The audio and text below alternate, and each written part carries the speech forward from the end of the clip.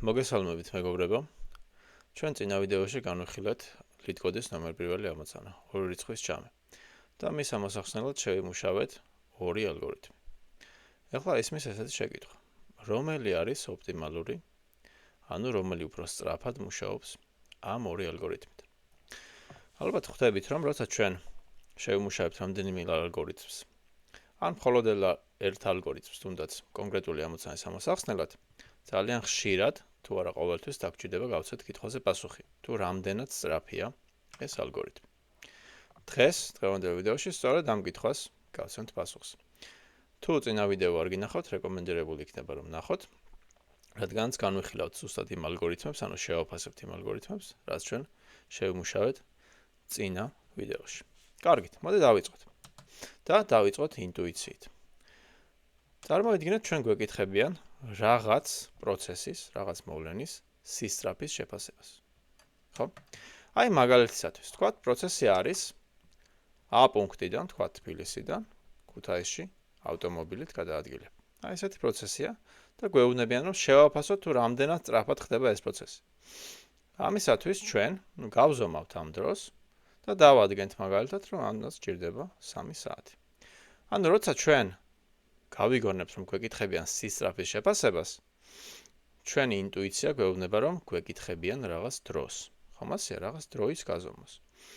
და არა მაგალითად ამ კითხვაზე პასუხი არ იქნება მაგალითად 3 ლიტრი, ან რამე სხვა, ხო? იქნება რაღაც დრო, 2 საათი, 3 საათი, რაღაცა წუთი ან წამი. ხომ ასეა. კარგით, მაშინ ინტუიციურად ჩვენ როცა გვეკითხებიან ალგორითმის რა არის ეს ჩვენი ალგორითმი ამ შემთხვევაში? აი ეს Python-ის ფუნქცია. უпростоრად ამ Python-ის ფუნქცია აიმპლემენტირებს, ანუ განახორციელებს ამ ჩვენ ალგორითმს. მაშინ როცა გვეკითხებიან ალგორითმის სისწრაფის შეფასებას, ჩვენ ბუნებრივია ვიფიქროთ, რომ ამ კითხვაზე პასუხი იქნება რაღაც დრო. იქნება მაგალითად 1 წამი, 5 წამი, ან ამ შემდეგ. და მოდი ნახოთ, შეიძლება თუ არა, რომ ალგორითმის მუშაობის დრო იყოს რაიმე ფიქსირებული დრო. კარგით. აი, შემოვიღოთ ესეთი ალგორითმის შეფასების მეთოდი. ავიღოთ ეს ჩვენი ფუნქცია, ეს ხომ არის რაღაც Python-ის კოდი. გავუშვათ ეს ჩვენს კომპიუტერზე. ხო? დავინიშნოთ დრო გაშვებამდე, დავინიშნოთ დრო გაშვების შემდეგ. და გამოვთვალოთ თუ რა დრო დაჭირდა ამ კონკრეტული ალგორითმის ან ამ კონკრეტული ფუნქციის მუშაობას. და თქვათ დავითვალეთ და ეს არის 1 წამი. მაშინ შეიძლება თუ არა ითქვას, რომ მოცემული ალგორითმი მუშაობს 1 წამში. დავაკვირდეთ ესეთ რამეს. ჩვენ მოცემულ ალგორითმში გვაქვს აი ეს ოპერაციები, ხომ ასე რაღაც შემოგვაქვს ცვლადი, შემდეგ ვითვლით ორი რიცხვის სხვაობას, ასე შემდეგ. თუმცა ეს ოპერაციები, ჩვენ თუ კარგად დავაკვირდებით, ნახავთ რომ სრულდება იმდენჯერ თუ რა არის მოცემული მასივის სიგრძე. ანუ ჩვენ რომ ეს ფუნქცია შევასრულოთ ჩვენს კომპიუტერზე, ამისთვის ხომ აუცილებელია გადავცეთ შემომავალი ინფორმაცია.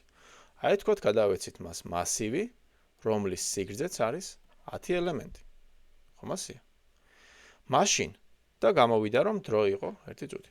თუ ჩვენ გადავცემთ ამ კონკრეტულ ფუნქციას, ამ ჩვენს ალგორითმს, მასივს, რომლის სიგრძეც არის 1 მილიონი, ანუ მას აქვს 1 მილიონი ელემენტი. მაშინ ცხადია, ეს ალგორითმი შეასრულებს გაცილებით უფრო მეტ ოპერაციებს, რადგანაც გვაქვს ჩვენ for ციკლი, და მას 1 წამის ნაცვლად დასჭირდება შეიძლება 10 წამი. ხომ ასეა? თუ ჩვენ გადავცეთ მაგალითად მასივს, რომლის სიგრძეც არის 10,000, კიდევ განსხვავებული თქვა დაჭირდა 5 წუთი. ანუ რისი თქმაც გვინდა არის, რომ მოცემული ალგორითმის მუშაობის დრო არის დამოკიდებული მის შემომავალ ინფორმაციაზე. და რადგანაც ეს ესეა, ჩვენ არ შეიძლება რომ ავიღოთ ეს ალგორითმი, გავუშვოთ კომპიუტერზე და დავადგინოთ რაიმე კონკრეტული დრო, თუ რა დროში მუშაობს ეს ალგორითმი. ხომ ასეა? კარგით, მაშინ შეიძლება დავსვათ ესეთი შეკითხვა. კი ბატონო, ეს კონკრეტული ალგორითმი ნამდვილად დამოკიდებულია მის შემომავალ ინფორმაციის სიდიდეზე. აი ამ კონკრეტული for ციკლის გამო. თუმცა, ხომ არსებობს ალგორითმები, რომელთა მუშაობის დროს არ არის დამოკიდებული შემომავალი ინფორმაციის სიდიდეზე. აი ესეთ ალგორითმებს ხომ მაინც შევაფასებთ ამ მეთოდით, რაც ახლა განვიხილეთ, ანუ ჩვენს კომპიუტერზე გაშვების და დროის დანიშვნის მეთოდით. აი ნახოთ ეს მაგალითი. ქვემოთ ჩვენ გვაქვს ესეთი ძალიან მარტივი ამოცანა მოცემული. გვეკითხებიან, ვიპოვოთ მოცემული მასივის პირველი და ბოლო ელემენტების ჯამი. ანუ გვაქვს მოცემული მასივი, რომელსაც ქვია R, ამ შემთხვევაში, მოკლე ფორმა array-ისთვის. და რას ვაკეთებთ? ვიღებთ პირველ ელემენტს, ვიღებთ ბოლო ელემენტს და ვაბრუნებთ მის ჯამს. ანუ დაახლოებით ამ ჩვენს ალგორითმს სჭირდება 3 ოპერაცია. კარგით, ეხლა ჩვენ რომ ჩვენს ალგორითმს გადავცეთ მასივი, რომლის სიგრძეც არის 10. აი 10 ელემენტიანი მასივი. ჩვენს ალგორითმს დაჭირდება 3 ოპერაცია დაახლოებით. თუ ჩვენ გადავცემთ ჩვენს ალგორითმს მასივს, რომლის სიგრძეც არის 1 მილიონი, რამდენი ოპერაცია დასჭირდება? ზუსტად იგივე, ისევ 3. ანუ შემომავალი ინფორმაცია და მისი ცვლილება არ ცვლის მოცემული ალგორითმის ოპერაციების რაოდენობა, შესაბამისად არ ცვლის მისი მუშაობის დროს. კარგით, მაშინ თუ ესეთი შემთხვევაა, აქ ხომ შეგვიძლია ავიღოთ ეს ჩვენი ალგორითმი, აქ არის ჩვენი კომპიუტერი, გავუშვათ, დავინიშნოთ დრო, ხო, აქ რაღაც T1, რაღაც T2 და გამოვთვალოთ თუ რა დრო დასჭირდა ამ კონკრეტული ალგორითმის მუშაობას. და თქვათ გამოვთვალეთ, რომ ეს არის 1 წამი. მაშინ შეიძლება თუ არა ითქვას, რომ მოცემული ალგორითმი მუშაობს 1 წამში. აი ნახოთ რატომ არ შეიძლება. ნახეთ, ჩვენ ეს ალგორითმი გავუშვით ჩვენს მანქანაზე, ხომ ასია? ჩვენ რომ ავიღოთ გაცილებით უფრო მძლავრი მანქანა, მოდი ამას გავასუფთავებ, გაცილებით მძლავრი მანქანა რომ ავიღოთ და გავუშვათ იგივე ალგორითმი, გაცილებით უფრო მძლავრ მანქანას აქვს გაცილებით უფრო მძლავრი პროცესორი, რომელიც ინსტრუქციებს ასრულებს გაცილებით უფრო სწრაფად, ვიდრე ჩვენი კომპიუტერი. მაშინ ამ მძლავრ კომპიუტერს დასჭირდება უფრო ნაკლები დრო, ვთქვათ, დასჭირდა 0.8 წამი. კარგით, ეხლა შეგვიძლია საპირისპიროც ნახოთ, ხომ? ავიღოთ ძველი კომპიუტერი, რომელსაც აქვს ძველი პროცესორი, ანუ შედარებით ნელი და გავუშვათ იგივე ალგორითმი. იგივე ალგორითმი, ანუ იგივე ინსტრუქციები, რაც ეს ალგორითმი აკეთებს, ძველ პროცესორს დასჭირდება უფრო მეტი დრო, ვთქვათ, დასჭირდა 1.5 წამი. ანუ დრო თუ რა დასჭირდება ალგორითმს, დამოკიდებულია პირდაპირ თუ რა პროცესორი, ანუ რა მანქანაზე არის გაშვებული.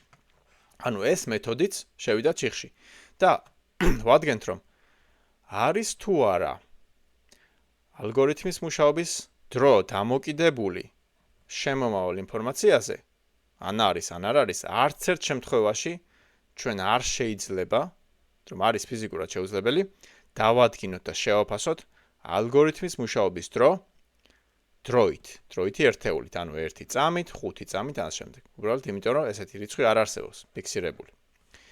ეხლა აქ აქვე განვიხილოთ ესეთი შეზღუდვა, რომ როცა ჩვენ მოცემულ ალგორითმს ვაფასებთ, ეს არის დაწერილი Python-ის ენაზე. თუმცა ჩვენ ვიცით, რომ ალგორითმს შეიძლება დავწეროთ ნებისმიერ სხვა ენაზე. შეიძლება დავწეროთ ეს Java-ზე, რაღაც Elixir-ზე, დავწეროთ, თქვათ, Scala-ზე ან ამ შემდეგ. ხომ? განსხვავებულ ენებში ეს ალგორითმი იმუშავებს განსხვავებულ დროში, ხომ? იმიტომ რომ ეს ენები დაგენერირებენ განსხვავებულ ინსტრუქციებს და პროცესორი შესაბამისად განსხვავებულ ინსტრუქციებს შეასრულებს განსხვავებულ დროში. ანუ ეს არის მეორე შეზღუდვა, თუ რატომ არის შეუძლებელი, რომ აი ამ პრიმიტიული მეთოდით, რომ ავიღებ ალგორითმს, გავუშვებ კომპიუტერზე დროს დავინიშნავ, ამ მეთოდით შეფასება. ანუ რომ გავიმეოროთ დასკვნა, არის თუ არა დამოკიდებული ალგორითმის მუშაობის დროს შემომავალ ინფორმაციებზე, რომც იყოს და რომც არ იყოს, არც ერთ შემთხვევაში ჩვენ არ შეიძლება და ვერ გავზომოთ ალგორითმის მუშაობას რაიმე დროით ერთეულით. კარგით, მოდი ახლა დავუბრუნდეთ ჩვენს საწყის ამოცანას. ახლა მე აქ გავასუფთავებ. კარგით, მოკლედ შევთანხმდით, რომ დროით ერთეულით ვერ ვაფასებთ ალგორითმს. მაშინ რა შეგვიძლია გავაკეთოთ? შეგვიძლია დავითვალოთ ოპერაციები. რა არის ეს ოპერაციები? აი აქ ინსტრუქციები, რაც ჩვენ გვაქვს მოცემული ალგორითმში. აი ვთქვათ, მოდი ეს ინსტრუქცია იყოს ერთი ინსტრუქცია. ნახოთ რა ხდება for-ის ტანში. გვაქვს კიდევ ერთი ინსტრუქცია. აქაც ერთი ინსტრუქცია. შემოწმება hash table-ში ერთი ინსტრუქცია, ესეც ერთი. აქაც C-ის შექმნა 1 და ჩამატებაც 1 ინსტრუქცია. ანუ დავითვალეთ ჩვენი ოპერაციების რაოდენობა, თუმცა აქ არ დაგვავიწყეს, რომ for-ის ტანში არსებული ინსტრუქციები სრულდება n-ჯერ. ანუ რა არის n-ი? მასივის სიგრძე. აი თქვა, მოდი დავწეროთ მასივის სიგრძე, ხო? კარგით, მაშინ დავწეროთ ფორმულა, რომელიც დაითვლის ჩვენი ალგორითმის ოპერაციების რაოდენობას. Ну, რა თქვა, მაგალითად, ოპერაციების რაოდენობა, თქვა op. ეს უდრის e1-ს, ანუ მესამე ხაზზე არსებულ ოპერაციას. დავუმატოთ აქ რამდენი ოპერაციის? 1, 2, 3, 4, 5, 6. 6 გამრავლებული მასივის სიგრძეზე. ხო, მასე? კარგით, ну პირველი რასაც გავაკეთებთ არის ის, რომ მასივის სიგრძე ესე რომ არ ვწეროთ ჩვენ ქართულად, ან ვინმე ინგლისურად, ან ვინმე ჩინურად. ამისთვის შემოვიღოთ აღნიშნა. აი რაღაც ასობგერით, რაღაც ცვლადით აღვნიშნოთ მასივის სიგრძე. ყველაზე გავრცელებული აღნიშნა ამისთვის არის n. ანუ n ავღნიშნავთ length of nums. ამ შემთხვევაში, ხო? თუმცა თქვენ არ ხართ შეზღუდული თუ თქვენ გინდათ ამას შეიძლება დაარქვათ p ან k, ან რაღაც გიორგი, ნიშნულობა არ აქვს, მოკლედ რას დაარქვევთ? თავარია რომ ესე ქართულად ან რომელიმე სალაპარაკო ენაზე ეს არ იყოს აღნიშნული. კარგით. მოკლედ შემოვიღოთ ახლა ეს აღნიშნა, მაშინ რა არის ჩვენი ფორმულა? მარტივად 1 გამრავლებული 6n-ზე. კარგით. ახლა დავაკვირდეთ ეს ფორმულა არის თუ არა აკურატული. დავიწყოთ. Ну, თავდაპირველად ჩვენ აქ ვთქვით, რომ ეს ოპერაცია, რაც მესამე ხაზზეა, ეს არის ერთი ოპერაცია. თუმცა, ჩვენ შეიძლება ასევე ჩავთვალოთ სამ ოპერაციად, როგორ დიქშნერის შექმნა, ცვლადის გამოცხადება და მინიჭება. ანუ ეს იყოს სამი ოპერაცია. იგივენაირად აქ შეიძლება ჩვენ აი ვთქვათ, მოდი ამ მაგალითზე ავიღოთ. ეს ნაცვლად ერთი ოპერაციის, ეს შეიძლება თქვათ, რომ ორი რიცხვის გამოკლება ეს 1, ცვლადის აღწერა ეს 2, მინიჭება ეს 3, ანუ აქ ასე იყოს 3 ოპერაცია. ხო? ანუ თუ ჩვენ ამ აღნიშნას შემოვიღებთ მაგალითისათვის, ჩვენი ფორმულა იქნება განსხვავებული. ამ შემთხვევაში რა იქნება? თქვათ სხვა ცვლადებს რომ, სხვა ოპერაციებს რომ თავი დავანებოთ, იქნება რომ ოპერაციების რაოდენობა ეს არის 3-ს დავუმატოთ 3, 4, 5, 6, 7, 8. 8n. ეხლა რომელია აქედან? 1 + 6-იანია თუ 3 + 8-იანი? გარდა ამისა, კიდევ არის აქ პრობლემა. ჩვენ როცა ვამბობთ, რომ აქ არის ოპერაციების რაოდენობა 3, ანუ რიცხვების გამოკლება, ცვლადის შექმნა და მინიჭება, ჩვენ ოპერაციებში გულისხმობთ იმ ინსტრუქციებს, რაც პროცესორს ექნება შესაძლებელი. ხო, რეალურად ამას ვითვლით, იმიტომ რომ ჩვენს ალგორითმს ასრულებს პროცესორი, შესაბამისად, თუ დავითვლით ოპერაციების რაოდენობას, გვექნება წარმოდგენა იმ დროზე, თუ რა დროსაც მოანდომებს პროცესორი, ხომ ასეა?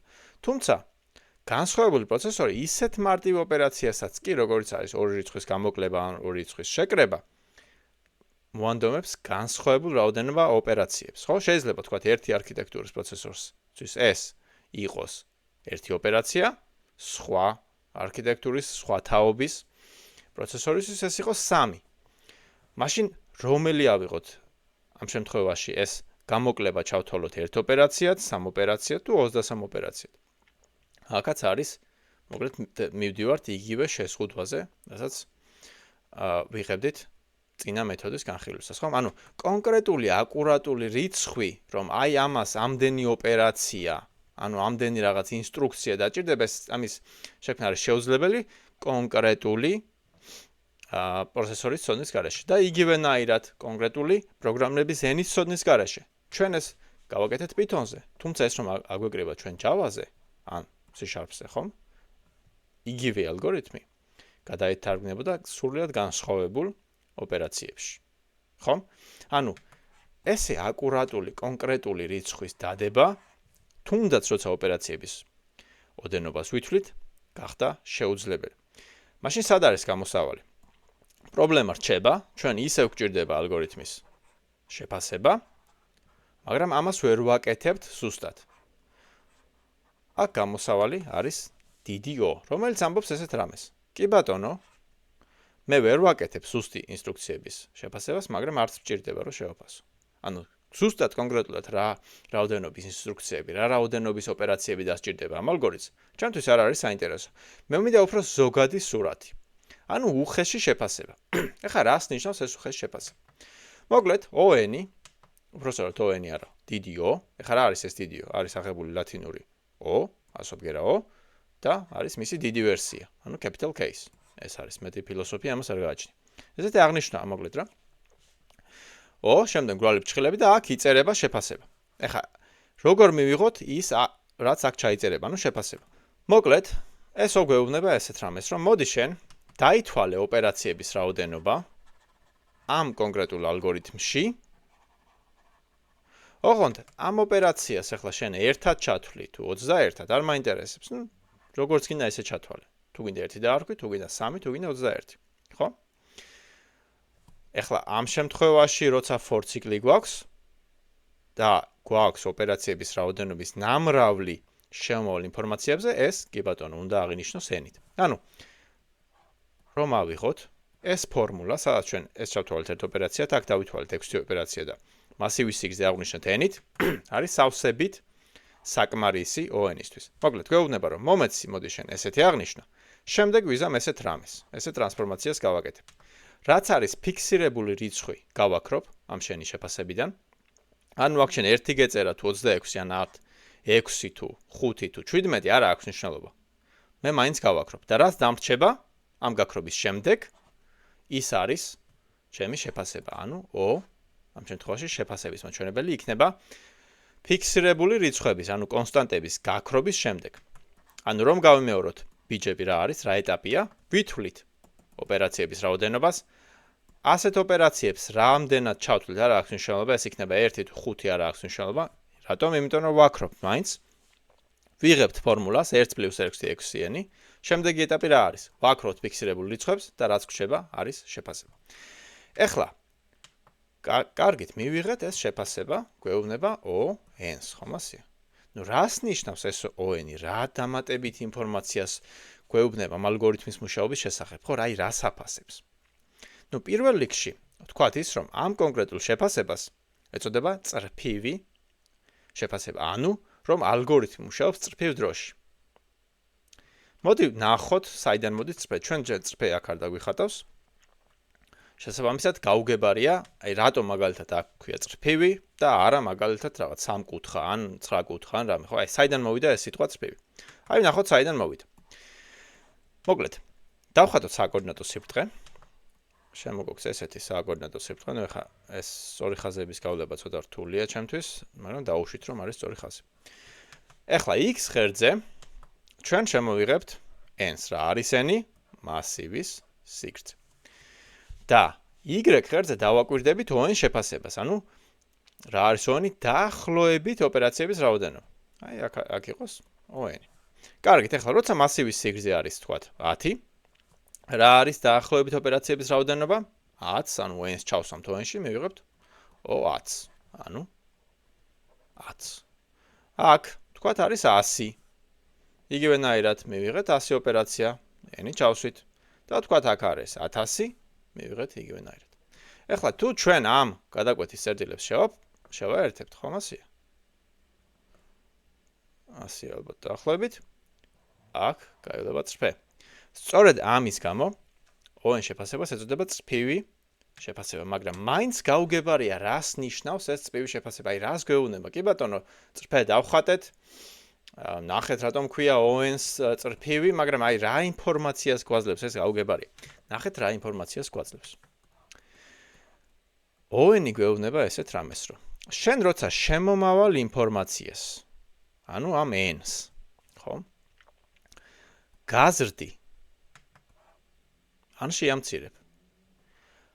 როგორ უნდა ელოდო ოპერაციების რაოდენობის ცვლილებას? აი მაგალითად, თუ მე შემომავალ ინფორმაციას გავსდი 10 ჯერ. მაშინ რას უნდა ველოდო ალგორითმისგან, რომ მისი ოპერაციების რაოდენობა, ანუ ის დრო რაც ამ ალგორითმის მუშაობას სჭირდება, როგორ გაიზრდება? 10 ჯერ გაიზრდება, 100 ჯერ გაიზრდება, საერთოდ არ გაიზრდება, თუ მილიონ ჯერ გაიზრდება. გესმის?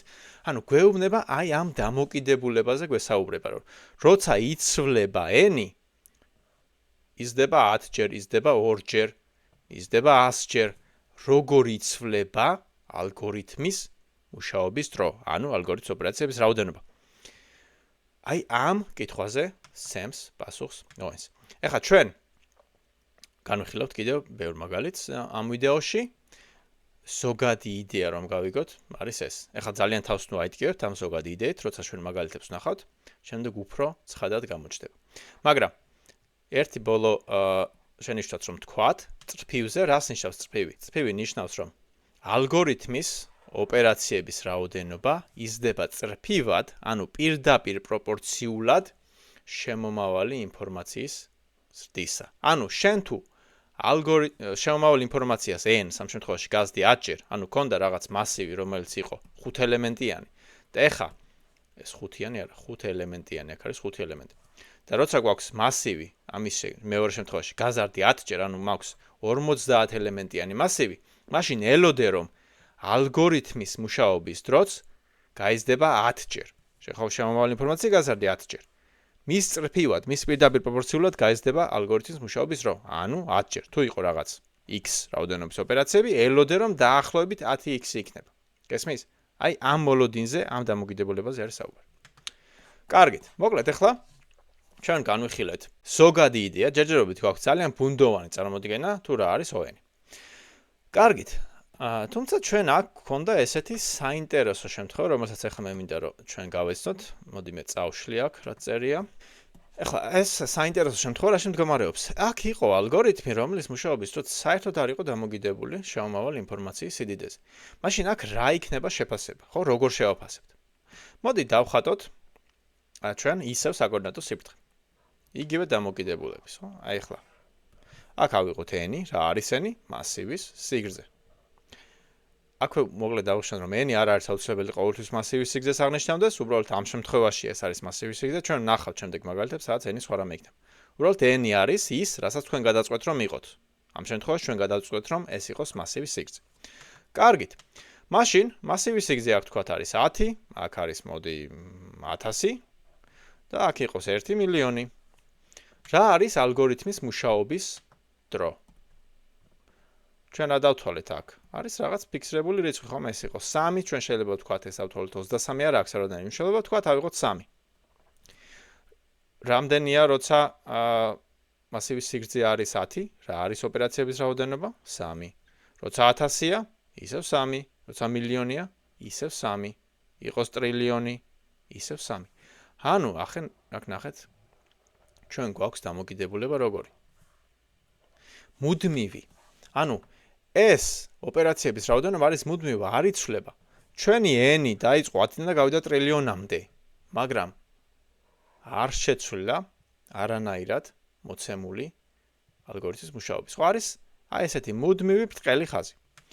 ესეთ შემთხვევებს, როცა შემომავალი ინფორმაციის სიდიდე არ ცვლის ალგორითმის მუშაობის დროს, ანუ მის ოპერაციების რაოდენობას, ეწოდება ალგორითმები, რომლებიც მუშაობენ მუდმივ დროში, ანუ constant time-ში. და ესეთი ალგორითმების დროითი შეფასებისათვის არსებობს სპეციალური აღნიშვნა, რომელიც არის O დიდი 1. ანუ იგივე დიდი O, ეხლა ეს 1 რატომ წერია აქ, ამას არანაირი ფილოსოფია არ აქვს, უბრალოდ არის ესეთი აღნიშვნა. O დიდი 1. ანუ O დიდი 1 როცა ვნახავთ, რომ არის შეფასება რაიმე ალგორითმის, აქ იგულისხმება, რომ ეს ამ ალგორითმის მუშაობის დრო არ არის არანაირად დამოკიდებული შემომავალი ინფორმაციის სიდიდეზე. კარგით, მოდი ახლა ჩვენ დაუბრუნდეთ ისევ წინა ალგორითმს და აქ რაღაც დაზუსტებები გავაკეთოთ. მოდი ამას მე ახლა გავასუფთავებ და ჩვენ ნახოთ ესეთი რამე. მოკლედ, ჩვენ დავითვალეთ ესეთი უხეში დათვლის მეთოდით, რომ ალგორითმების ბიჯების რაოდენობა, აი თავდაპირველ ფორმულას მიუთითებ, თქვათ ოპერაციების რაოდენობა, ეს იყო, თქვათ 1-ს დავამატოთ 6n. ხო? იმიტომ რომ თქვით, რომ ამ for ციკლში არსებული ოპერაციები შესრულდება n ჯერ, ანუ მასივის სიგრძეჯერ. თუმცა თქვენ აქ შენიშნავდით, რომ შეიძლება იყოს ისეთი მასივი, რომლითაც ეს ოპერაციები საერთოდ არ შესრულდება n ჯერ. ხო? აი ვნახოთ ესეთი მასივი, თქვათ, გვაქვს მას მივაშლი. თქვათ გვაქვს ესეთი მასივი, რომლის პირველი ელემენტია 2, შემდეგ გვაქვს 3, შემდეგ რაღაც ელემენტებია და სრული სიგრძე ამ მასივის არის 1 მილიონი, ანუ 1 მილიონი ელემენტი მასივია, რომელშიც პირველი ორი ელემენტი არის 2 და 3. და target რიცხვი გახლავთ 5. ანუ target-ი უდრის 5-ს. მაშინ რა მოხდება? დაიწყებს ჩვენი for ციკლი, გაელვის ერთჯერ. ჩაამატებს ორიანს HTTP-ში, ეს ალგორითმი თუ არ გეცნობათ, ნახეთ აუცილებლად წინა ვიდეო. შემდეგ დაიწყოს მეორე იტერაციას, ნახავს 3-ს, ნახავს რომ 2-ს დავუმატოთ 3 არის 5 და ეს if-ი შესრულდება და დააბრუნებს. ანუ n იყო 1 მილიონი, მაგრამ არანაირი 1 მილიონჯერ for-ის ტანი არ განმეორებულა. განმეორდა მხოლოდ 2ჯერ. მაშინ რა ხდება? ჩვენ რატომ ავიღეთ აქ n? რატომ თქვით რომ ოპერაციების რაოდენობა არის 1+6-იანი, როცა აგერ ვხედავთ ცალსახად რომ მილიონიანი იყო მასივი, მაგრამ მხოლოდ ორ ოპერაციაში, ორ იტერაციაში დაამთავრა ალგორითმმა მუშაობა. ეხლა ამას ვაკეთებთ ჩვენ იმიტომ, რომ ალგორითმის შეფასების დროს ჩვენ ვითვლით ყველაზე ცუდ შემთხვევას. ხო? ყველაზე ცუდ შემთხვევას. ანუ რას ნიშნავს ეს, რომ ყველაზე ცუდ შემთხვევაში ამ for-ის ბადი, ანუ for-ის ტანი დიახ შესრულდება n-ჯერ.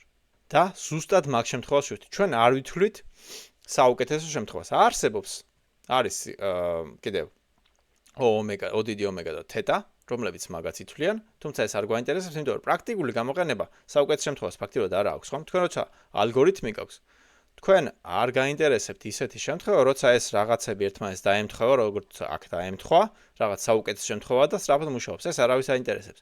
ჩვენ გვაინტერესებს ყველაზე ცუდ შემთხვევაში, თუ როგორ მუშაობს ალგორითმი, ხო? სწორედ ამიტომ ODD n-ი, უბრალოდ ODD შეფასება n-ი არაფერ შუაშია ამ შემთხვევაში. ODD შეფასება ითვლის ყველაზე ცუდ შემთხვევას. გესმით და ცუდ შემთხვევაში რა იქნებოდა აქ ცუდი შემთხვევა? 1 მილიონიან მასივის შემთხვევაში, რომ ეს 2 და 3 თავში კი არ იყოს. იყოს ბოლოში, ხო? ანუ ჩვენს ალგორითმს ყველაზე ცუდ შემთხვევაში მოუწევს ამ 1 მილიონი ელემენტის გავლა, იმისათვის რომ იპოვოს პასუხი. აი ეს ამიტომაც ვითვლით ჩვენ აქ n-ჯერ. კარგით. ეხლა შემდეგი მომენტი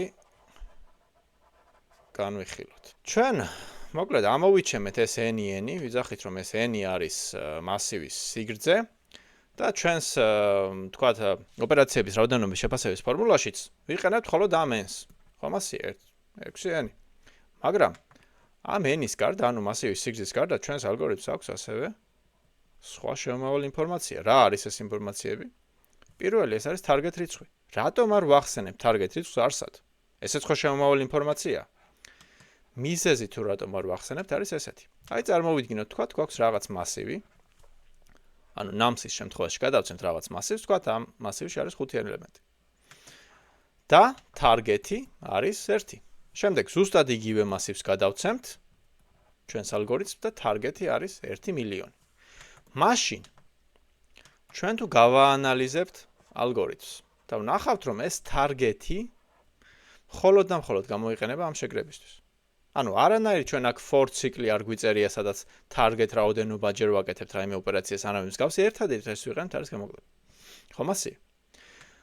მაშინ გამოდის რომ ამ target-ის მნიშვნელობა 1 იქნება თუ 1 მილიონი, თუ 1 ტრილიონი, ჩვენი ალგორითმის ოპერაციების რაოდენობა ამით არ შეიცვლება. სწორედ ეს არის მიზეზი, რატომაც ჩვენ target-ს არ ვახსენებთ, იმიტომ რომ ის არ მონაწილეობს ალგორითმის ოპერაციების რაოდენობის ცვლილებაში.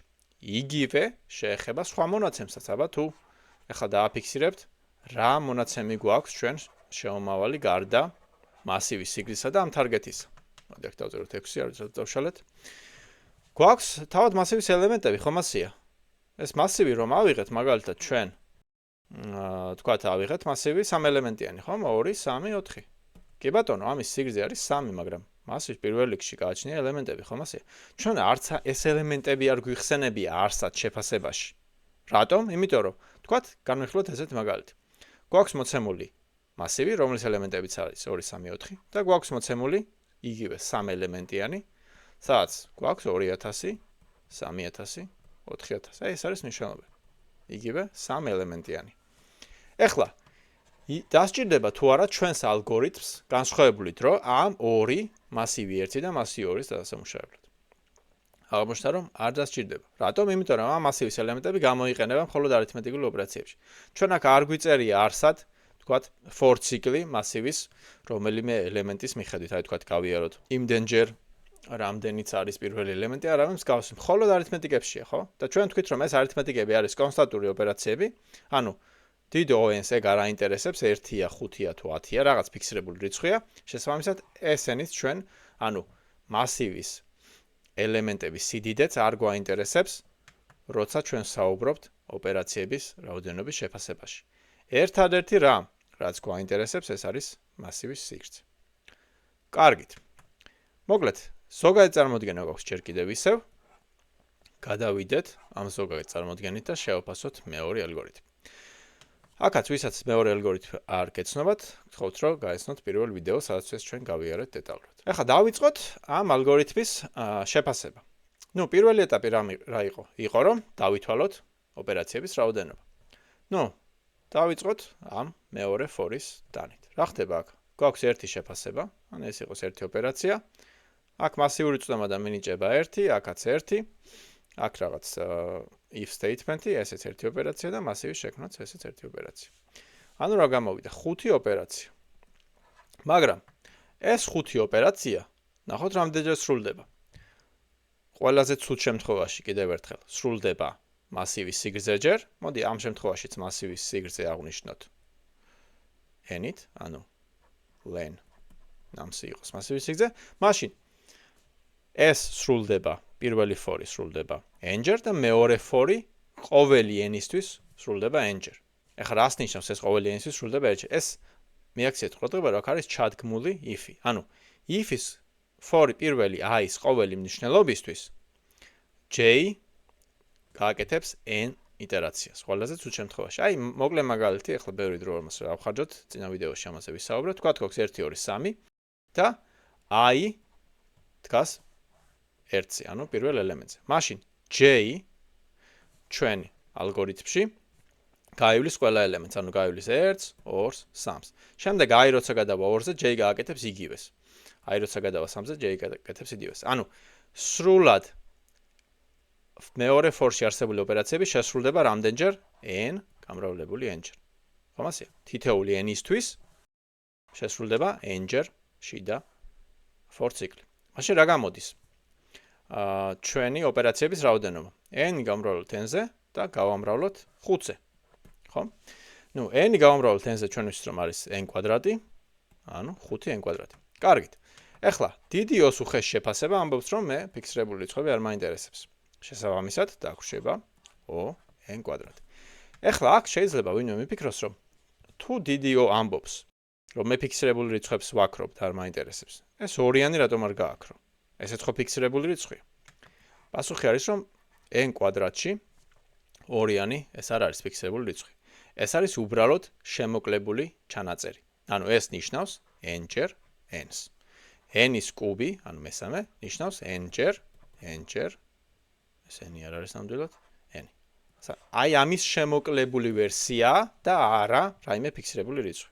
ხომასია და ჩვენ ვიცით რომ ამ შეფასებაში ოპერაციების რაოდენობის შეფასებაში ჩვენ არ ვეხებით ცვლადებს, ანუ შემომავალი ინფორმაციის მახასიათებლებს.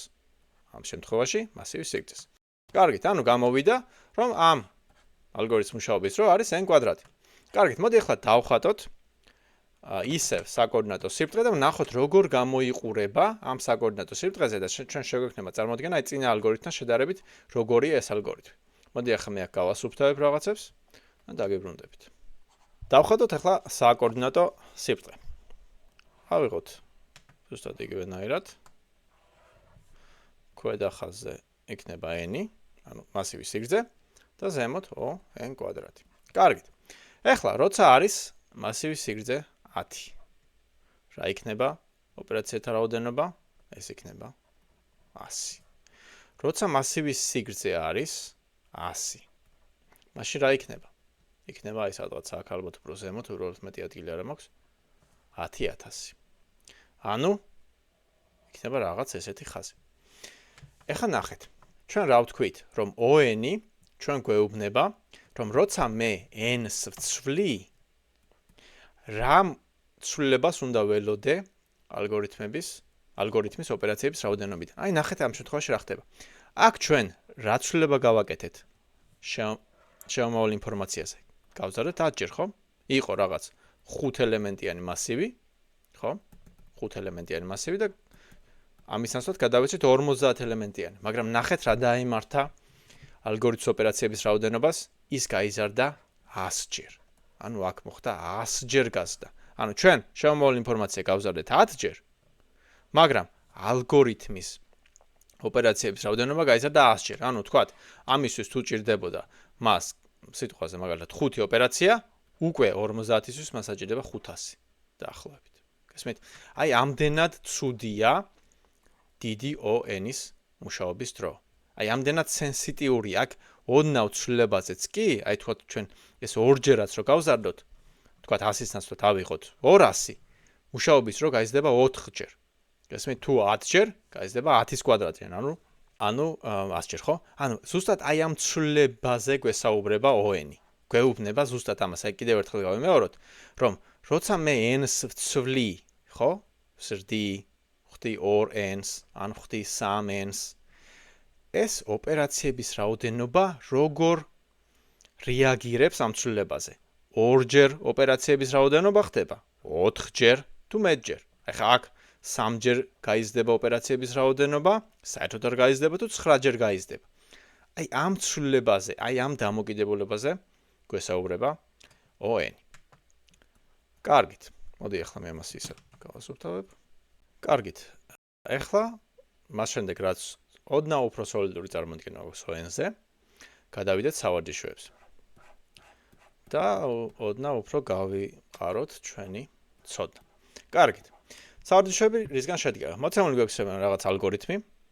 ალგორითმი კონკრეტულად რას აკეთებს, ანუ რა პრობლემას ჭრის, ეს არ არის ჩვენი საინტერესო, ჩვენი დავალება შევაფასოთ ალგორითმის მუშაობა. ნუ, თქვენს თუ გინდათ რომ უფრო აქტიურად ჩაერთოთ, მას შემდეგ რაც ჩვენ ვაჩვენებთ ალგორითმს, შეგიძლიათ დააპაუზოთ ვიდეო, იფიქროთ, დაახლოებით შეიძლება შეცდეთ და იქნება აქ შემთხვევები, როცა დიდი ალბათობით ის შეგეშლებათ, იმიტომ რომ რაღაც წესი ჩვენ არ გაგვივლია. მაგრამ შეეცადეთ შეაფასოთ და შემდეგ ვნახოთ დაემთხვა თუ არა. კარგით, მოკლედ, რა ხდება პირველ ალგორითმში? ვიწყებთ თვლის მეთოდით, ხო? მოდი აქ დავუწევთ 1, ვიცით რომ ამას მაინც გავაკრობთ, ამიტომ 1 იქნება თუ 21 არ აქვს მნიშვნელობა. შემდეგ აქ რა ხდება? ნუ პირველი ვაფიქსირებთ რომ გვაქვს მასივი და მის სიგრძე ჯერ ყველაზე ცუდ შემთხვევაში და პრინციპში აქ ყველა შემთხვევაში არანაირი ცუდი არ ჭირდება. შესრულდება ეს კონკრეტული ოპერაცია, ხო? ანუ აქ გვაქვს რაღაცა, თქვათ 1 ოპერაცია, რომელიც სრულდება n ჯერ. n-ი არის ისევ მასივის სიგრძე. ხო? კარგით. ეს შესრულდა n ჯერ, აქაც იგივე გვაქვს, ისევ გავდივართ მასივზე, ამჯერად ვითვლით იმას ნამრავლებს, აქაც 1 ჯერ, ანუ ესეც n-ი. და შემდეგ ვაბრუნებთ 2 ელემენტიან სიას, ეს იყოს 1 ოპერაცია. კარგით, რა გამოვიდა? მაშინ ჩვენი ფორმულა 2-ს დავუმატოთ n-ი, ანუ n1 და დავუმატოთ n-ი და დავუმატოთ 2. კარგით, რა გამოდის O-ენის შეფასება? O-ენი ამბობს, რომ ფიქსირებული რიცხვები არ მაინტერესებს, ანუ გადავაგდე 2n, გადავაგდე 2n. რა დამრჩა? n plus n, ანუ 2n. მაგრამ ისევ დიდი 200 ამბობს, რომ ფიქსირებული რიცხვები არ მაინტერესებს, ამიტომ ამ 2n-საც გადავაგდებთ და დაგვრჩა 1n. ანუ ამ შემთხვევაში შეფასება იქნება O დიდი n. ხო? ეს იყო ამ კონკრეტულ ალგორითმის შეფასება, გადავიდეთ ახლა შემდეგზე. ხო, ახლა ამის შეფასებისთვის ჩვენს სავარაუდოდ დაგჭირდებათ ეს ფორმულა, რომელიც აქ არის მოცემული. ახლა შეგიძლიათ დააპაუზოთ, ეცადოთ ამოხსნას და შემდეგ შევადაროთ პასუხები. კარგით, მოდი ახლა შევაფასოთ ამ მოცემული ალგორითმის ოპერაციების რაოდენობა. ნუ პირველი ვამბობთ ყველაზე მარტივს რაც არის, ეს არის 1 ოპერაცია. ხო, ნუ არა აქვს მნიშვნელობა რამდენს ამოვშნათ, ვიცით რომ მოგვიანებით მაინც გავაკრობთ ამ რიცხვებს. მაშინ დავიწყოთ ახლა დავითვალოთ ეს 1 ოპერაცია თუ რამდენჯერ შესრულდება. მოდი ავიღოთ მაგალითი, რომ ილუსტრაციისთვის უფრო მარტივი იყოს. თქვათ გვაქვს n ელემენტიანი მასივი. თქვათ არის პირველი 1, 2, 3, ასე შემდეგ მიყვება და რაღაც აქ არის n-1 და n. აი ახლა როცა i ცვლადი მიუთითებს პირველ ელემენტს. მაშინ j ცვლადი რამდენ iterაციას გააკეთებს. ნახულობთ, რომ j იწყებს i-ს პლუს 1-დან და მიდის n-მდე. არა n-ის ჩათვლით. მაშინ გამოდის, რომ თუ i-ს პლუს 1-დან იწყებს, ამ იქნება n-ს მინუს 1. n-ს მინუს 1 ელემენტი იქნება, ხო? იმიტომ რომ პირველ ელემენტზე მიუთითებს i, დარჩა n-ს გამოკლებული 1 ელემენტი. ანუ პირველ შემთხვევაში, როცა i არის პირველ ელემენტზე, ეს კონკრეტული ბრძანება შესრულდება n-ს მინუს 1-ში. კარგით. n-ს მინუს 1. რატო წერ პლუს არ ვიცი? n-ს მინუს 1. ხო? კარგით, ახლა გადავიდეთ შემდეგ შემთხვევაზე. შემდეგ შემთხვევაში i ეს შესრულდა მოკლედ i გადაინაცვლა მეორე ელემენტზე. მეორე ელემენტზე როცა გადაინაცვლა, ნახეთ j ისევ იწყებს i-ს პლუს 1-დან, ანუ იწყებს მესამე ელემენტიდან. რა მანძილია მესამე ელემენტიდან ბოლომდე? n-ს მინუს 2. ანუ i ამ მარცხენა მხარეს ორ ელემენტს გამოცდა, უბრალოდ მეორეზეა. შესაბამისად, მარჯვენა მხარეს დარჩა სრულიად ელემენტების რაოდენობას n-ს გამოკლებული 2. ხომ ასე? კარგით. ახლა ამას შორო გავყვებით. ნუ იგივე იქნება n-ს მინუს 2, n-ს მინუს 3 და ემატება ამას n-ს მინუს 3, ზუსტად იგივე ლოგიკით, ახლა ცხადია ჩვენ არ ჩამოვწერთ. შემდეგ თქვათ i მოვიდა აქ და მიუთითებს n-ს მინუს 1-ზე. მაშინ რამდენი ელემენტი დარჩა მის მარჯვნივ? დარჩა ერთადერთი, ხო? ანუ საბოლოო ჯამში ეს ჯამები მივა 1-მდე. მანამდე 2-მდე, ასე შემდეგ. ანუ ჩვენ გვჭირდება რეალურად შევაფასოთ აი ეს ჯამი. სწორედ ამისთვის გვაქვს ეს ფორმულა მოცემული, რომელსაც არ გავევლით. თუ გაინტერესებთ ეს ფორმულა როგორ მტკიცდება, შეგიძლიათ დამიწეროთ კომენტარებში და ცალკე ვიდეოში განვიხილოთ. მაგრამ ახლა უბრალოდ ავიღოთ როგორც ფორმულა, ხო? ანუ გვაინტერესებს რიცხვების ჯამი, მოდი მარჯვნიდან მარცხნივ გავყვეთ. 1 პლუს 2 პლუს 3 პლუს ასე შემდეგ n-ს მინუს 2 პლუს n-ს მინუს 1. ანუ 1-დან n-ს მინუს 1-დან ჯამი. გვეუბნებიან, რომ ესეთი რამეა. ეგ ჯამი უდრის n-ს მინუს 1 გამაბრალოთ n-ზე და გავყოთ 2-ზე. კარგით. ახლა ეს რას წარმოადგენს? შევიტანოთ მოდი n-ში, იქნება n-ს კვადრატს გამოკლებული n გაყოფილი 2-ზე. ხომ ასე? კარგით. ნუ o-ნი გვეუბნება, რომ როგორც კი o-ნი დაინახავს მოკლედ კონსტანტ რიცხვს იმ წუთში აკრობს, ხო? რა დაგვრჩა? n კვადრატს გამოკლებული n. აი ახლა დადგა საინტერესო მომენტი. ჩვენ შეიძლება ყოველ შემთხვევაში თუ თქვენ დამატებითი ცოდნა არ გაქვთ o-ნის შესახებ, სავარაუდოა, რომ თქვენ ფიქრობთ ესეთ რამეს. აქ მე ფიქსირებული რიცხვს ვეღარ ვხედავ, ხედავ მხოლოდ იმ ცვლადებს, რომლებიც არის შემომავალი ინფორმაციის პარამეტრები, ანუ სიგრძე მოცემული მასივისა, შესაბამისად, არ ვეხები არაფერს, ამ ორიანსაც არ ვეხებით, თქვით რატომაც, n კვადრატს გამოკლებული n. მაგრამ აქ შემოდის კიდევ ერთი დამატებითი წესი, რაც აქვს დიდ O-ს. ეს არის, რომ როცა ჩვენ გვაქვს ჯამი ან სხვაობა რაღაც პარამეტრების შეფასებაში, ხო, ეს ხო არის შეფასება ოპერაციების რაოდენობის. მაშინ ჩვენ მხოლოდ ვიტოვებთ დომინანტ წევრს. რას ნიშნავს დომინანტი წევრი? ანუ ის წევრი, რომელიც არის უფრო დიდი და ის წევრი, რომელიც არის უფრო პატარა, იმას ჩვენ ყურადღებას არ ვაქცევთ. ეხლა რატომ არის ეს? აი, შევეცადოთ, გავიგოთ აზრობრივად, ხომ ასე?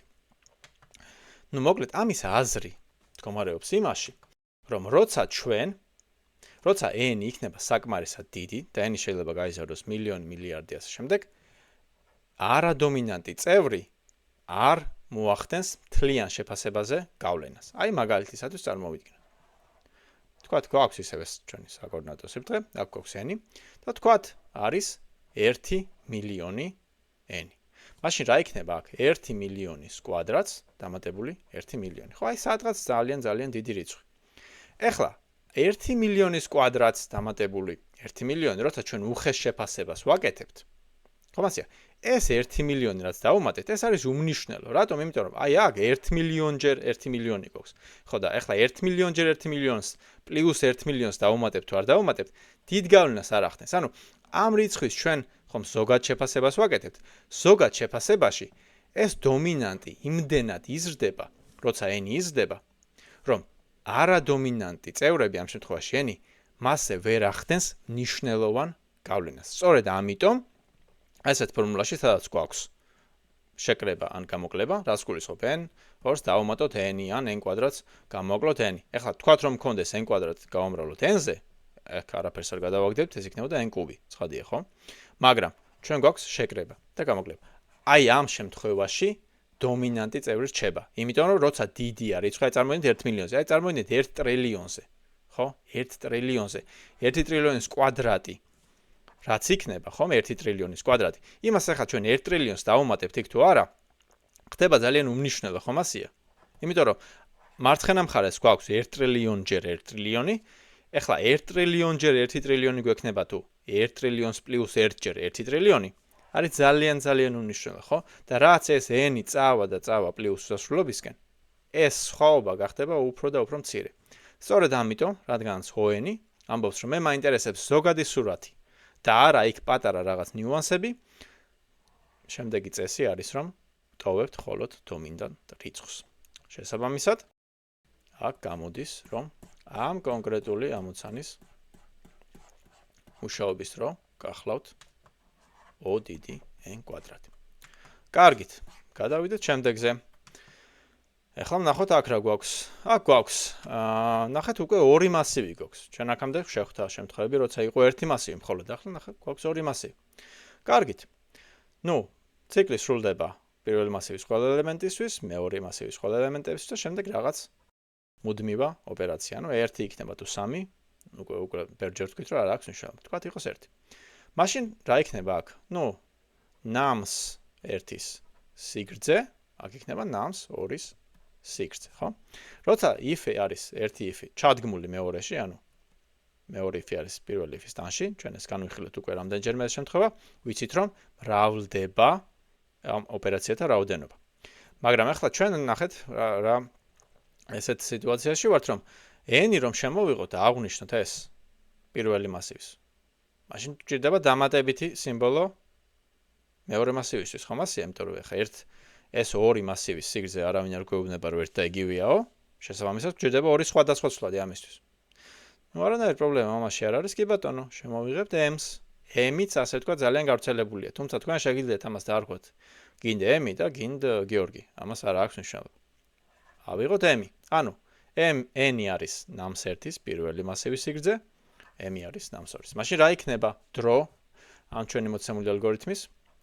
S სრულდება n-ჯერ, S სრულდება m-ჯერ და გამოდის O დიდი n ჯერ m-ი. ხო? ანუ ეს არის პირველი შემთხვევა, როცა ჩვენ შევხვდება ორი პარამეტრი. გადავიდეთ შემდეგზე და ეს როგორც ხედავ არის ბოლოს წინა. კარგით, ნუ ახლა აი აქ რა ხდება, ესეც საინტერესოა. იგივე სიტუაცია, მოკლედ ეს არის n-ი, მასივის სიგრძე, ეს არის m-ი, ნახეთ, გვაქვს for ციკლი, მაგრამ for ციკლის შემდეგ გვაქვს მესამე ჩადგმული ციკლი. სადაც გავდივართ 5000-ჯერ. საინტერესოა, რა იქნება ამის შეფასება, ხომ? დავიწყოთ. აქ ეს სრულდება 1-ჯერ, ხომ ასე? ეს სრულდება 5000-ჯერ. ეს სრულდება m-ჯერ, ეს კიდევ n-ჯერ. დავწეროთ ფორმულა. n-ი გავამრავლოთ m-ზე, მრავლდება რატომ? იმიტომ რომ for-ი არის ჩადგმული. რომ არ იყოს ჩადგმული, მას შეიკრიბებოდა და ამის მაგალითს ვნახეთ.